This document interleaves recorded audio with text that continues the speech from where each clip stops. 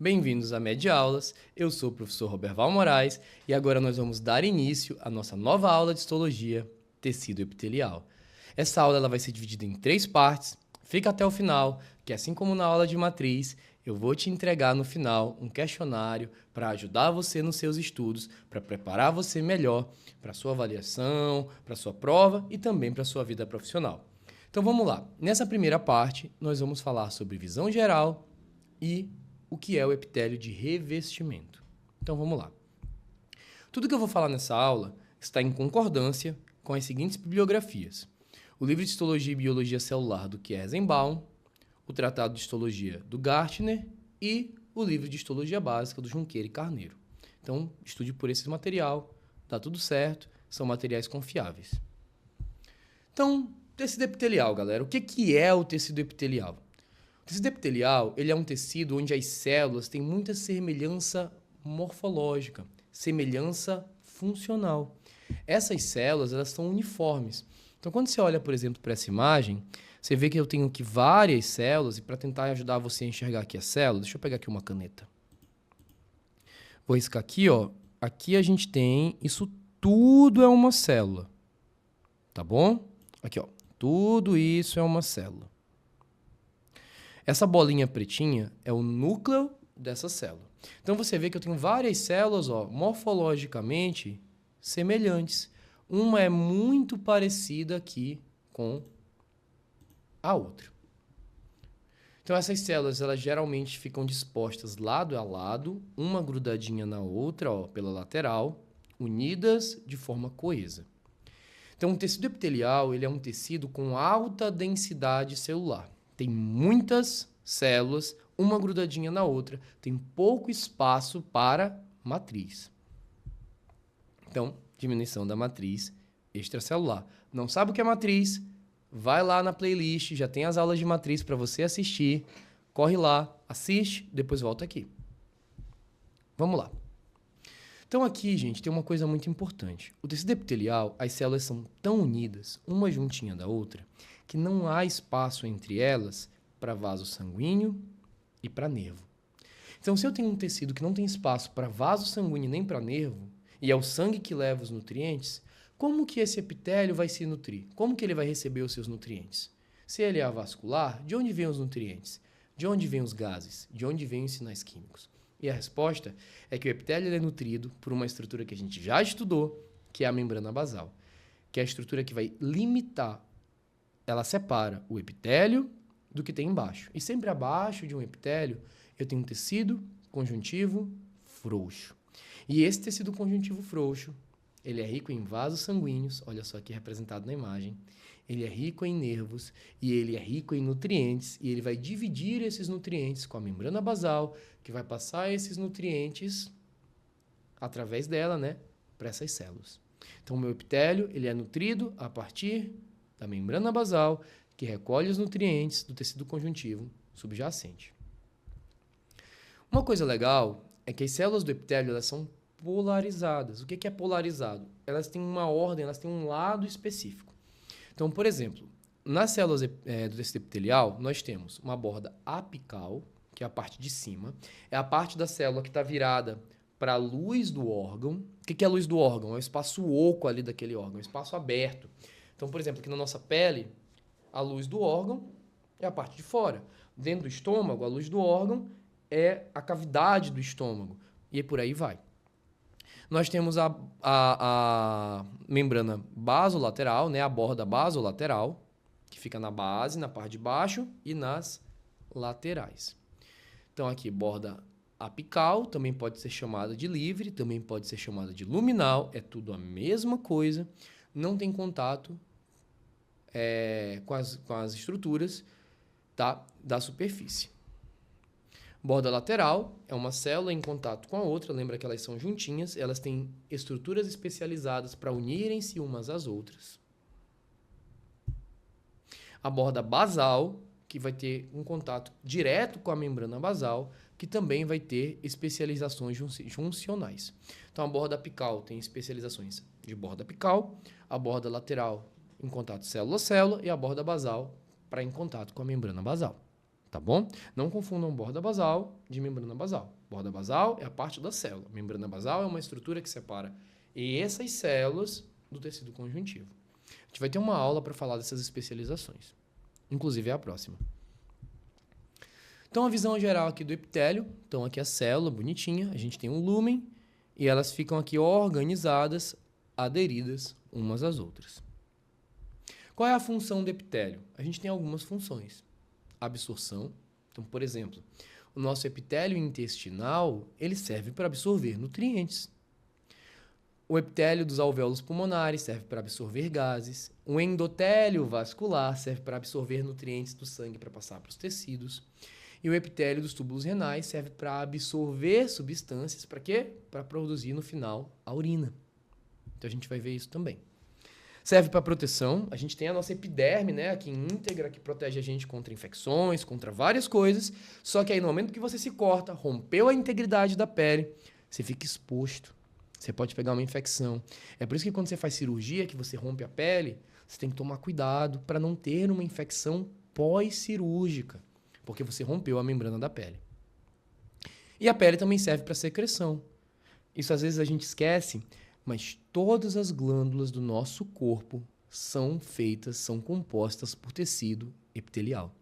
O nosso tecido epitelial, ele tem duas divisões. Ele pode ser de revestimento, que reveste as superfícies, protege, absorve, mas ele também pode ser um epitélio glandular, que vai secretar, por exemplo, as caliciformes, que secretam muco nas vias aéreas, nos intestinos, as focetas gástricas, que vão secretar ali ácido clorídrico e alguns hormônios, as glândulas exócrinas, por exemplo, o pâncreas exócrino, que vai produzir ali protease, amilase, lipase, e nós temos glândulas endócrinas, como por exemplo a hipófise, que vai produzir vários hormônios diferentes para o nosso corpo.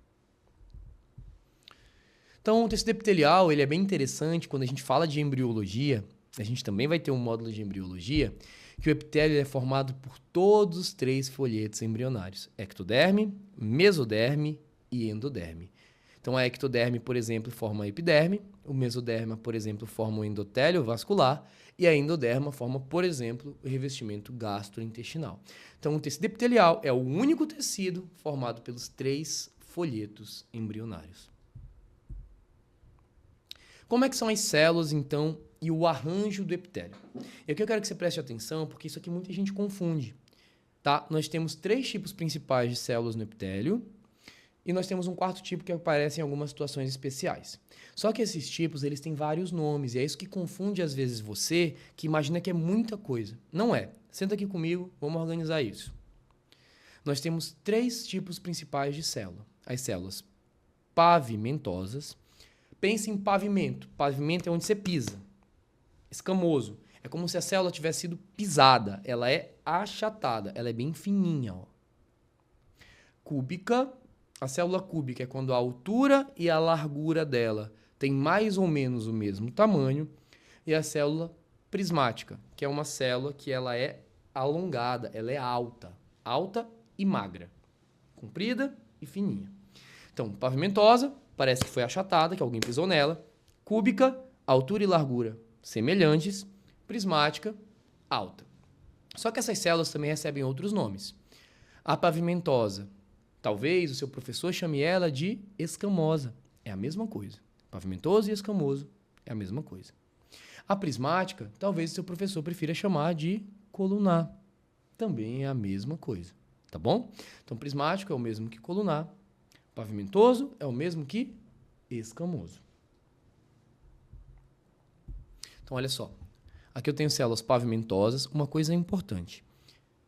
Se vocês comentarem bastante aqui, eu posso tentar fazer umas aulas práticas, né? Abrir umas lâminas e tentar fazer uma prática guiada com vocês. Mas a gente sempre determina quem é a célula do epitélio pela superfície do epitélio. Eu vejo a célula que está mais afastada da membrana basal.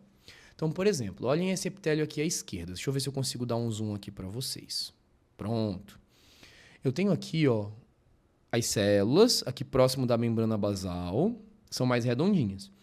À medida que eu vou me afastando dela, aqui em cima, deixa eu ver se eu consigo pegar aqui a caneta. Não, se eu pegar a caneta, afasta. Então, vamos voltar aqui. Aqui em cima, eu vejo as células, ó, elas parecem que alguém pisou nelas, elas são bem achatadinhas. A célula não é esse pretinho, o pretinho é o núcleo. A célula, ela está ao redor desse pretinho, tem um pouquinho de citoplasma. Então, parece que elas foram amassadas, pisadinhas. Então, esse é um epitélio pavimentoso. Olha só o epitélio colunar. Aqui, ó. As células são altas e magras. Então, células altas e magras. Aqui eu vou dar uma dica para vocês. Ela não serve para tudo, mas ela ajuda muito a gente a entender que órgão tem qual epitélio, como é que funciona isso. Isso vai servir, essa dica que eu vou dar, vai servir para o revestimento. O nosso epitélio de revestimento, geralmente, ou ele tem um epitélio pavimentoso, ou ele tem um epitélio colunar, alto. Tá bom? Ah, professor, e as células cúbicas? Tem epitélio? Tem também. Só que geralmente as células cúbicas a gente vê mais frequentemente nas glândulas. O epitélio de revestimento, geralmente ele é pavimentoso ou colunar, salvo algumas exceções. Então, o que a gente vai ter aqui? O epitélio pavimentoso, ele vai estar em órgãos que geralmente precisam de uma resistência física. Pegam pancada, tem estresse, atrito, tá bom? Porque o epitélio pavimentoso, geralmente, ele tem várias camadas de célula. Geralmente, a gente vai chamar isso de estratificado, várias camadas, tá bom? Então, por exemplo, a nossa pele pega pancada? Pega toda hora. Eu tenho certeza que talvez agora você esteja aí, ó, se coçando. Você está irritando, arranhando sua pele com sua unha. Como é que ela sobrevive a isso? Eu tenho várias camadas de células pavimentosas. O estresse arranca algumas, mas as de baixo sobrepõem. Então, ela me dá resistência física. Aonde mais? O meu esôfago. Quando você vai engolir a comida, às vezes você não mastiga direito, você engole aquele pedação de carne no churrasco que está rasgando. Pois é, o seu esôfago tem um epitélio pavimentoso para que você não fique doente porque engoliu uma carne rasgando. Então, por exemplo, o epitélio vaginal, que vai ter o coito, né, o ato sexual, o intercurso sexual, vai ser o epitélio pavimentoso. Para quê? Para suportar o estresse físico, tá bom? As nossas cordas vocais, que agora eu estou falando, elas estão vibrando, uma ó, atritando com a outra. Tem um epitélio pavimentoso, tá bom? E onde é que tem um epitélio colunar? Geralmente em órgãos que passam por estresse químico. Tenho certeza que você pensou no estômago. O estômago tem um ácido clorídrico, um dos ácidos mais fortes da natureza. Ele é muito corrosivo. Então, nós temos células colunares, que elas são mais altas, mais largas. Desculpa, mais altas, né? Mais resistentes a estresse químico. Você vai suportar bem aquilo. No nosso trato respiratório, você também vai ter esse epitélio colunar para lidar com alguns estresses químicos que a gente passa nas vias aéreas. Então, segue esse macete. Vamos lá. Pensou num órgão. Esse órgão, ele lida mais com estresse físico ou químico? Se a resposta for físico, como a forma sempre tem a ver com a função, provavelmente ele vai ter um epitélio pavimentoso, estratificado, várias camadas. Pensei no órgão, ele tem mais estresse químico. O revestimento dele provavelmente vai ser colunar. Tá bom? Então, entendido? Estresse físico, pavimentoso. Estresse químico, colunar. E as células cúbicas, como eu falei, geralmente estão presentes aqui nas glândulas. Aqui a gente tem um exemplo dos folículos tireoidianos, a tireoide. E aí a tireoide aqui, ó, você vê que a célula ao redor, deixa eu dar um zoom aqui para você de novo. Olha só, são bem redondinhas. A altura e largura muito semelhantes. Elas são cúbicas. E aí, galera, é muito simples. Se eu tenho uma camada de células, eu chamo aquele epitélio de simples. O arranjo, a maneira como essas células estão, é simples. Os livros também podem chamar de unilaminar. Simples é a mesma coisa que unilaminar. E nós temos o epitélio estratificado ou multilaminar, várias camadas de célula. Geralmente, a gente tem epitélios estratificados como pavimentosos, tem exceções, tá, gente? A gente vai estudar essas exceções mais na frente, mas geralmente o pavimentoso ele tende a ter mais formatos, ele é mais abundante de forma estratificada, enquanto que o epitélio colunar, geralmente ele é mais simples, é só uma camada ali de células. Então, aqui, ó, células escamosas, proteção física, geralmente de revestimento, formam epitélios também que precisam ser finos. Então, às vezes a gente tem células pavimentosas simples, né, uma única camada, a maioria é estratificado, várias camadas. Mas a gente pode ter simples, por exemplo, no pulmão. No alvéolo pulmonar, a ideia é que o epitélio seja bem fininho para permitir a passagem de gases. Então, eu posso ter um epitélio pavimentoso simples, porque a ideia é que ele fique bem fininho. Ó, aqui dá para ver bem legal o formato das células, ó. Aqui eu tenho um epitélio pavimentoso, né, as células achatadinhas, estratificado, ó, várias camadas. Aí eu venho, lembrem, olhar para a superfície, longe da membrana basal. Olha só o formato das células, está aqui o contorno certinho, o núcleo e o contorno. Parece que alguém pisou nelas. Células pavimentosas, estratificadas. Aqui também. Aqui, ó, eu tenho um epitélio pavimentoso, células achatadinhas, simples. Estou formando um vaso sanguíneo, um capilar. Os nossos capilares sanguíneos, eles também têm um epitélio muito fininho. É pavimentoso, simples. Por quê? Porque a função do capilar é permitir que os nutrientes, que os gases passem do vaso para os nossos órgãos. Então ele precisa ser bem fininho para permitir essa passagem. Mesmo motivo que eu falei lá do pulmão. Aqui é um epitélio pavimentoso estratificado, aqui no esôfago, que eu comentei quando você engole. E aí a gente chega nas células prismáticas ou colunares. Proteção química, geralmente de revestimento, células que muitas vezes têm especializações. Alterações especiais que têm a ver com a função daquela célula. Então aqui a gente tem células colunares, ó, aqui são ciliadas, a gente vai ver o que são ciliadas na próxima aula. Aqui em cima você vê que tem tipo uns pelinhos. Aqui a gente tem a traqueia e aqui a gente tem os intestinos, ó. Tá bom? Uma coisa especial das células colunares é que, simples, lembra? Uma única camada. Estratificado, várias camadas. Só que as células colunares, como elas são muito grandes, elas são muito altas, nem sempre o núcleo está na mesma altura, está organizadinho. Então, às vezes, olha só esse exemplo aqui, ó. O núcleo dessa célula, eu vou riscar aqui com vocês. O núcleo dessa célula, opa, caneta. O núcleo dessa célula está nessa altura aqui, ó, mais no meio da célula. O núcleo dessa outra está mais embaixo. Eu tenho uma célula do lado da outra, mas os núcleos estão em diferentes alturas. Dá a falsa impressão de que eu tenho várias camadas de células. E aí os histologistas chamarão isso de pseudo-estratificado. Pseudo significa falso. Ele mente para você que tem várias camadas, mas tem uma só. Então é um pseudo-estratificado. Beleza? Vamos seguir. Aqui o epitélio colunar pseudo-estratificado no intestino, por exemplo. Aqui na traqueia. Lembra que eu falei que tinha uma célula especial? Eram 3, mas tinha uma especial? A gente tem as células em raquete. Essas células em raquete, elas geralmente são chamadas de epitélio de transição. A gente não diz que ele é simples ou estratificado, a gente diz que ele é de transição. E ela só existe em 2 lugares no corpo, na bexiga e no ureter. Por quê? Porque a bexiga, pensa num balão. Daqui o balão. Se você quer montar uma festa de aniversário para seu filho, você foi lá, comprou um balão, porque seu filho gosta de azul, um balão azul escuro. Você comprou um balão baratinho, que está com pouca grana, você começa a soprar o balão. O balão vai enchendo. Se a marca do balão for ruim, você vai ver que o balão que era azul escuro, ele vai começando a ficar mais claro. Por que o balão fica mais claro? Porque a borracha da parede do balão, que é grossinha, você vai esticando ela vai ficando mais fina. A nossa bexiga é do mesmo jeito. É um órgão, tá aqui. Conforme você vai produzindo xixi, vai acumulando na bexiga, a bexiga vai, ó, esticando.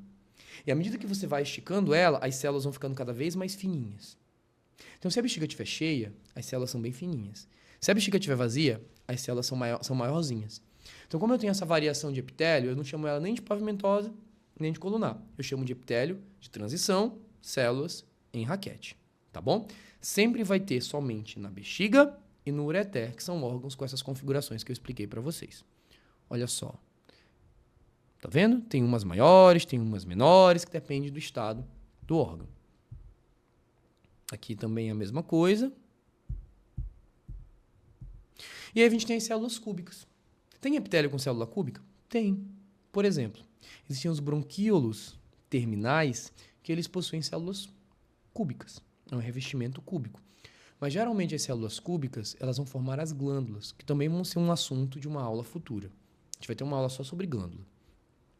Então, geralmente as células cúbicas, a maioria formam as glândulas, assim como a maioria das glândulas tem célula cúbica. Na dúvida, olhou uma glândula, não tem certeza, coloca cúbica, que você tem mais chance de acertar do que de errar. Tem exceções, mas na maioria das vezes você vai acertar. São células secretórias, elas vão produzir alguma coisa, células secretoras. Secretórias não, tá, gente? Aqui tá errado, é secretoras, eu escrevi errado, me desculpem. Então aqui, ó, nós temos células que a altura e a largura são mais ou menos a mesma, formando aqui ductos e acinos. Olha só, a gente vai ver o que é ducto, o que é acino, próximas aulas também. Aqui também, formando as glândulas. Desculpa, aqui é formando a túbulo coletor do rim. E aí, pra gente fechar, essa aula já está ficando um pouquinho grande. O tecido epitelial ele pode ser queratinizado ou não. O que é queratina? Queratina é uma proteína que ela vai ali proteger alguns epitélios. Ela é um conjunto de proteínas que vai ali se acumular entre as células mortas e vai proteger o epitélio. Então, olha só, por exemplo, aqui na pele, ó, aqui são as células, pavimentoso e estratificado. Aqui em cima eu tenho, você não vê mais núcleo, não é mais célula viva. Você não vê núcleo, não é célula viva. Eu tenho um acúmulo de várias células mortas com uma proteína que dá essa espessura. A gente tem isso, por exemplo, na pele. Principalmente que a gente chama de pele grossa. Palma das mãos, sola dos pés. Pele fina tem menos queratina. Pele grossa tem mais queratina. Palma das mãos, sola dos pés. Tive essa camada aqui espessa de queratina. Tá bom? Inclusive, só para você ver como essa camada de queratina é interessante, também o epitélio não tem vaso sanguíneo nem nervo. Se você pegar uma agulha e você passar bem superficialmente no seu dedo, tirar, por exemplo, a cutícula, né, que é a manicure, não sangra. Se você tirar só a pele, quando você começa a fuçar um pouquinho mais, você chega no tecido conjuntivo, você sangra, porque com o tecido conjuntivo sangra. Mas enquanto você estiver no epitélio, não vai sangrar, não vai doer. Tá bom? Porque você está nessa camada de queratina, nessa camada de células que não tem vaso, não tem nervo. Então, quando você tem muito estresse físico num tecido, ele começa a queratinizar. Então, no nosso corpo, por exemplo, nós temos epitélios que são queratinizados, por exemplo, a nossa epiderme, a nossa pele fina e grossa. Nós temos tecidos que são paraqueratinizados. O que é paraqueratina? É quando eu tenho queratina, mas a queratina que tem lá, ela está com algumas células ainda vivas. Você ainda vê os núcleos, ó. A gente tem isso, por exemplo, na nossa gengiva, no palato, porque são lugares que você está mastigando, tem atrito.